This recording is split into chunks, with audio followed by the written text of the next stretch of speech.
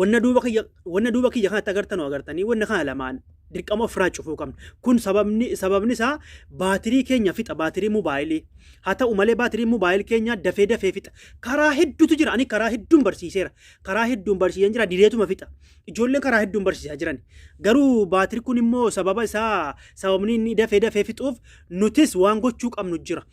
Waan hin godhe har'a garuu karaa lamaan isin agarsiisa. Wanna kana akka isin cufattanuufi koodiin akka isin cufattan isin agarsiisa. Kabajamtoota hordoftoota kiyyaa asirratti immoo hubadhaa. Baatiriin keenya nuti yoo itti fayyadamnu waan akkamii gochuu qabna. Nutumti osoo koodii kana cufateen yookiin cufanne kaane jalqaba baatirii keessan sa'aatiin itti dhumuuf akka itti dhumu hubadhaa gochuun dura. Sana booda baatiriin keessan isuus namaanaaf dafee fixa miti.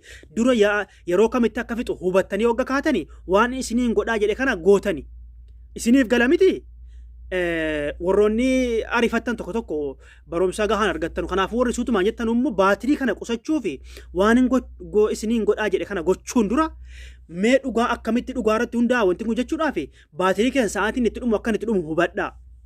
Tokkoffaa chaarjii irra keessanii in ilaalina abadan kun mamnu'a kun. Chaarjii irra keessanii ilaaluun dadhabbina chaarjii keessanii irratti fixa. Paawur baankii irra keessanii namoonni hedduun paawur baankii bitatanii irra keessanii irratti jawaala keessan ilaalaa bultani. Namaan haasaa bultan mamnu'a kun mamnu'a nihaayi. Isa ittaanu immoo chaarjii irra keewwattanii guuteennaan itti fayyadamu. Inni ittaanu immoo chaarjii moobaayilii gariin namaa fixamee zeeroo ta'ee kaanaa yoo itti guutame gaariidha jedha. La chaarjii moobaayilii inda'uun 20 fi 30 fi 40 jechuudha. 20 30 10 wayittu yoo isa irra keessan akka waan fixeeti. Kun garuu an irra deddeebiidhaan hubadhee ilaale. Baatirii kiyya jawaala lamaa irratti ariitiidhaan fixu irra deddeebiidhaan hubadhee ilaale. Maal akka gochuu qabdan isinitti ma'an. Chaarjii moobaayilii keessanii yeroo itti fayyadamtanii dhaqanii 50 40 gahaa dhufe irratti deebisaa. Irratti wagga deebiftan hin fuudhinaa, ittiin fayyadamina haguutu yoo rakkoof fuutan malee. Yoo rakkoof fuutan malee xaphaa viidiyaa ilaaluudhaaf hin fuudhinaa. Irrumatti taa'u. Maaliif otuu jawaalan duraanii ta'e baxxaariyaa jijjiirrattu kun garuu hin jijjiiramu waan ta'e jennaan. Irratti dhiiftanii gizee inni fuul jedhe fuutan fuuluma sanarraa yoo dafee hin bu'u.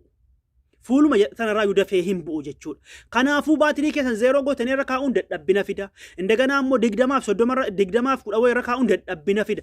40 fi 30 keessatti irra keessanii fuul dhibba gizeen jedhe tursiiftanii gizee fuutan baatiriin keessan gawwii. Inni ittaanu akkaataa hin cufat kana ofirraa cuftan isin agarsiisa. Inni ittaanu immoo koodii isin agarsiisa. Koodii kanatti immoo wagatti naquun duratti koodii kana baatiriin keessan meeqarraa akka jiru bartani. Fakkeenyaaf baatiriin keessan yoo 80 irra jiraate koodii kana wagatti naxxani 80 irra jiraate koodii kana naxxani 75 tti gad deebi'a. 70 faatti deebi'a. Isinii galaa koodii kana gidatti naxxan. Bas yoo deebi'e isin qollofata. Qulfiin isaanii qollofata san booda isiniif cimaa ta'a. Hanga inni fuul jedhutti irraan fuutanu. Kanaafuu haasaa dheerasuun duratti gara barumsaan isin dabarsa. Wassalaamu alaikum warahmatullaahi wabarakaatu. Wanni haasaa kana isinitti dheeresseef akka isin chaarjiin keessan lamataan finneef nagaan naatira. Gara barumsaa haasawaa kana hundasaa gochuu qabdani. Maaliif haasaa nutti dheerate osoo jechuu hin taane gootanii ilaaluu qabdan. Kanaafuu mee isa jalqabaan isin agarsiisa. Siitingii keessan keessa seenaa. Lammaffata bakka sarchii yookiin waa barreessan mallattoo zeeroo kana profaayilii kiyya gararraa kana iimeelii kiyyan dhoskiyanii mallattoo profaayilii kiyya gararraa bakka waa itti barreessan jirti. Namni hin beekne hin jiru. Asirratti namoonni barreeffamaa xiqqoo dubbisuu fi barreessuu isinitti ulfaatu nama godinyaa keessanitti kennadhaati wanna kana naacuu fi ofirraa jedhaanii haajaa basiita. Yookaan immoo kana sirriitti yoo hordoftan ni cufattani. Laa gootanii laa O caa afaan oromootiin isinitti himaa caa a ta i o naa gootanii lookishiin jecha lookishiin jedhu kana gizee barreessitanii otuu searchi yoo isinii dhufuu dide yoo akkanatti isinii dhufuu dide searchii bakka zeeroo kana akkanatti gootan fakkeenyaaf kana zeeroo searchii itti gootanii barbaadee dhufa inni iyyuu ofiin dhufe sana booda akkas gadi buutanii bakka waayifaayi kan argattanii mallattoo waayifaayi bakka diimaatti maali kana keessaa wanta akka keessan hin galtanuu isinii bakka waayifii mallattoo waayifii namni wallaan hin jiru bakka waayifii kana barbaadanii wagga tokkoof akka gachuu kaastanii san booda inni iyyuu akka tarkuutan isin agarsiisee jira asirratti kun banaa jira geessin dhuftanu. Abbaan fedhee kan abbaa fedhee banaa jira asirratti. Kanaafuu gizee banaa jiru kana keessa dhuftanii isin immoo kana أكنوا في الراج شفتني كان بودا إن شاء الله وننجد هندا وجين قلنا مبروك عليكم باترين كسن قويتا إن شاء الله ربنا طيب إني إتانمو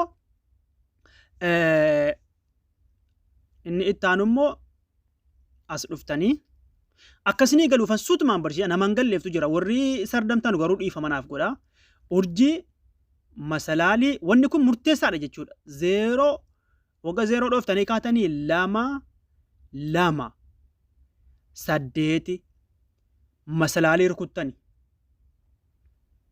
baatiriin kiyya kun 65 amma garuu meeqatti akka galu isin agarsiisa gaddeebi'a baatiriin deebi'uu dhiisuunis ni mala ni deebi'a kanaafuu kunoo barreeffama diimaa gal jedhee kana jirtu waggaa tokkoof akkas cuqaaftani tayyib hokkee gootaa siin jedhe gootanii yama kennitaniif hokkee itti gootani tayyib cufatee jira amma iskiriiniinsa boleewwan kiyya asirratti yoon gizeen hokkeetti godhe riikoordii an sagalee gatii waraabaaru jennaan narratti dhaabbate viidiyoo isa taanuun godhe kanaafuu waggaa isii diimtu kana gaxxuxxani sila baatiriin kiyya meeqa 65 miti amma argaattini 62 jechuudha amma 62 tti galee jira baatiriin kiyya oo argaattan ta'ee figa 62 tti galee jira meeqa qannese sila 65 amma meeqa qannese 62 tti galee jechuudha meeqa qannese 3 qannese jechuudha amma tun lammaffaatti godhe gaduma qannasaa deema garuu geessa chaarjii yeroon kaa'e immoo jabaataa baatiriin kiyya isiniif galaa asirra dhuftanii urjii masalaalii 0 2 2 8 masalaalii gootani akkaan isinii fudhatee bakka diimtuu kana gaccuqaastanii amma lammaffaan cuqaasu sila cufee cuqaasennaan irratti cufate waan ta'e jennaan asirratti diimtuu kana gaccuqaastanii baatiriin keessa yoo sila 100 ta'ee 80 faa gala 90 faa gannase baas sana booda baatirii keessan itti keessanii gizee inni fuul ta'e irraa fudhattanii